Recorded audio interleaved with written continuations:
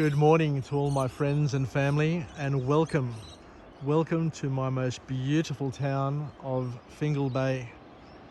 I'm up here at Port Stephens, and as you can see, I'm up here on the sand dunes, these wonderful sand dunes, and I can see a glorious sunrise coming across the Pacific Ocean up here at Port Stephens. And I can have an expansive view across Fingal Bay out to my right, where we come across to the spit at Fingal Bay, which you can see is covered in water. And the reason why it's covered in water is that last year during the winter we had a number of storms which washed away the sand that linked the peninsula here to the island, and it'll take a couple of years, I'd imagine, for other storms to wash that sand back so that we can walk across there and get across to the the lighthouse on the other side of the island. And it's always a great place to be, especially during winter, because you can see whales frolicking as they head north to Queensland, to calf, and to spend their warmer their months where the waters are warmer before they turn back and head back down south. And it's a wonderful part of the world. I came across this walk that I went on today many years ago, probably close to 30 years ago. And every time I come up to Nelson Bay, I always enjoy coming here because it's glorious. Anyway, let's go on a bit of a walk and talk. And what I want to do is I want to go through a book summary entitled Own the Day, Own Your Life by Aubrey Marcus. And we'll walk down there to the water's edge and then head up to the spit and just see what's happening. I can see a boat. I can see a couple of boats anchored up there, and I can also see a car on the spit, so there could be people there fishing. But let's make the most of this beautiful, quiet Monday morning, the Monday after Easter Sunday, for those who are celebrating Easter. I hope you found harmony, peace, love with your friends and family. And may God bless you and be part of your life. So the author kicks off the book with a wonderful quote, and it's one that gets us thinking. So he says, "I want you to imagine yourself a year from now. You know that in a year you are going to be different, whether you do nothing or something, and the choices you make between now and then will determine that difference." That's a powerful point, and I've never quite thought about the future being like that. But what the author is suggesting here is that your life is going to be different in a year from now, because we're all changing. We're all changing. And life will be different even if you do something or don't do something. Because if you don't change, the world around you is going to change anyway. So it's not going to be the same. So if you do nothing, your tomorrow isn't going to be the same as what your today is. So there's a call to action there, and there's a warning that we need to continue to change. We need to continue to grow and develop in order to maximize and make the most of our tomorrows, because if we don't, then we will drift and we may become victim of our tomorrow. Because if our tomorrow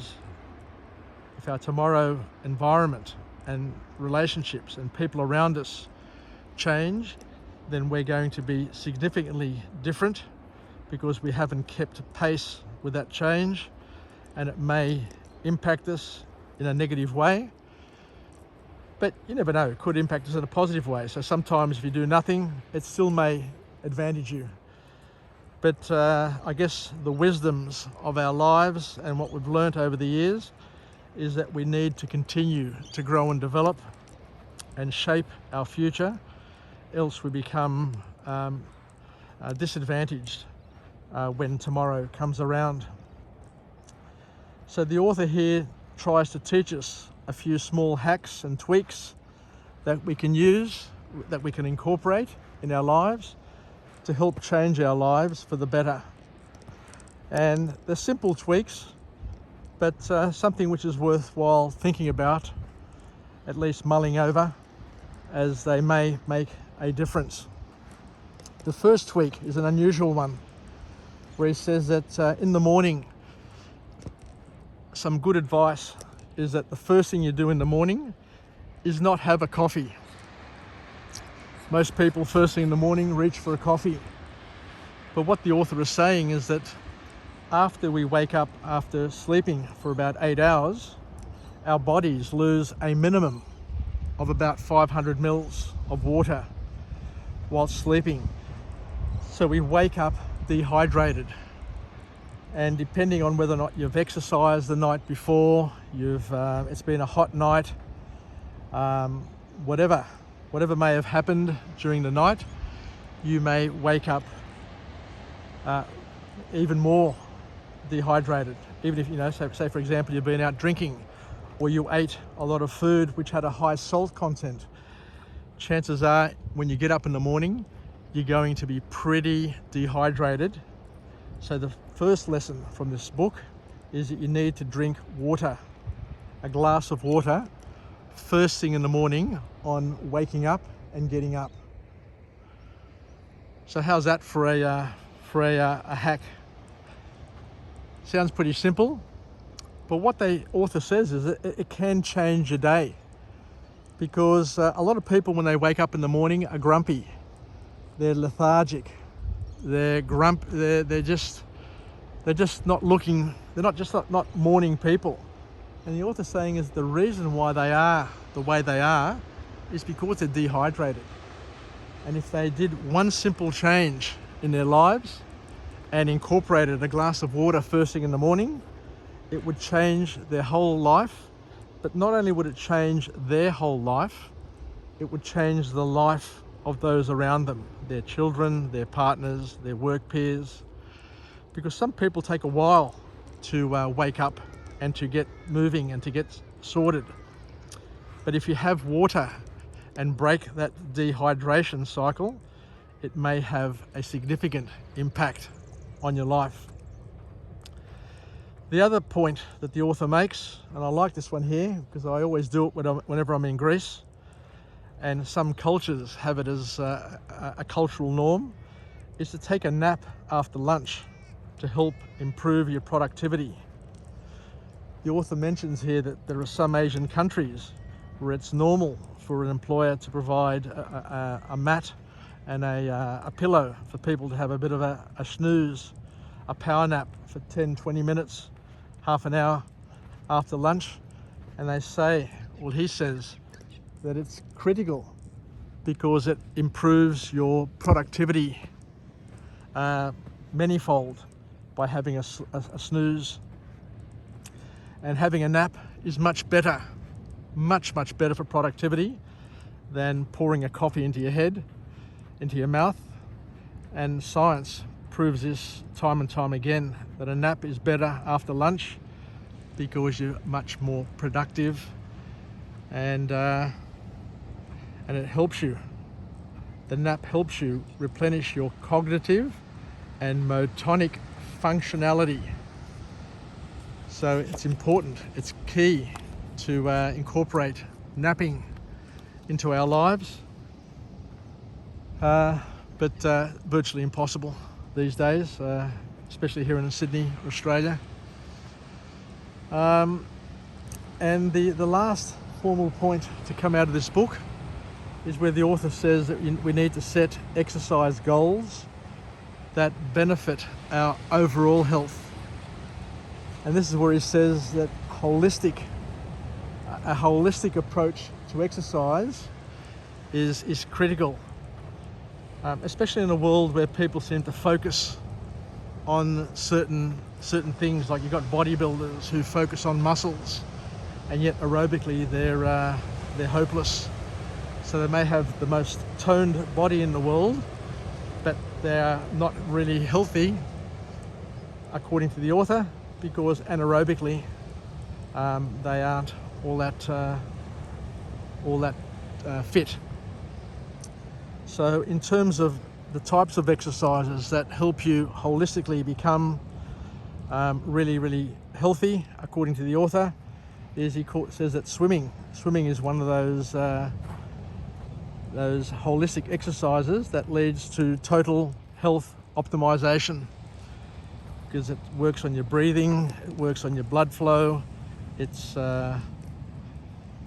something which is easy on your joints, and there are many benefits to swimming, and I can attest to that because I am a swimmer. I've been swimming now for at least 5 years, where I enjoy lap swimming in an ocean pool first thing in the morning, and I do that throughout the year, including winter, autumn, summer and spring. So there's a key that we need to focus on our overall health improvements and not just on specific areas, is a big lesson from this author. And I guess that's it. So I'll finish up here. So I've come down here to the beach. As you can see, there's Mount Tomaree. I was up there yesterday. I'll go up there later on and do another 5 a.m. club, because I've got the whole day to myself, where I can just chill out and do the things that I need to do, and make the most of this wonderful autumn day up here at Port Stephens. So let's finish off with a positive affirmation. I'm alive, I am well, and I feel absolutely great. To my friends and family, stay connected, stay relevant, stay reasonable, and most importantly, let's make the most of this unique day, because this day will never ever return, and it's here for us to savor every moment whilst we can, and to be partners in each other's growth and development. So let's try and be the wind beneath our wings to help us get through the morning, get through the day, get through our lives, so that we can live, learn and pass it on. Yasas from Jim, here at Jim's 5 a.m. club. And as you can see, I'm on this pristine beach. No one to be seen other than that ute up there on the corner, but I think that they could be out there waiting for the mullet to swarm, and then they'll bring their boats and nets to catch whatever they can. And that's about it. So thank you for joining me on this episode of Jim's 5 a.m. Club. Sasagapao, Pilaka, and I look forward to chatting to you again later on from a different location. I'll get up there onto Mount Tomaree. You can probably see it up there. That's Mount Tomaree up there. Apparently it was closed due to a landslide, but I was up there the other day and I didn't see any landslide. I did see a little bit of mud over the footpath, which can be defined as a landslide, but it's not something which is dangerous or life-threatening. So I'll go up again, maybe do a 5 a.m. club and just point it out and just show everybody that it's something that we shouldn't be worried about or think too much about.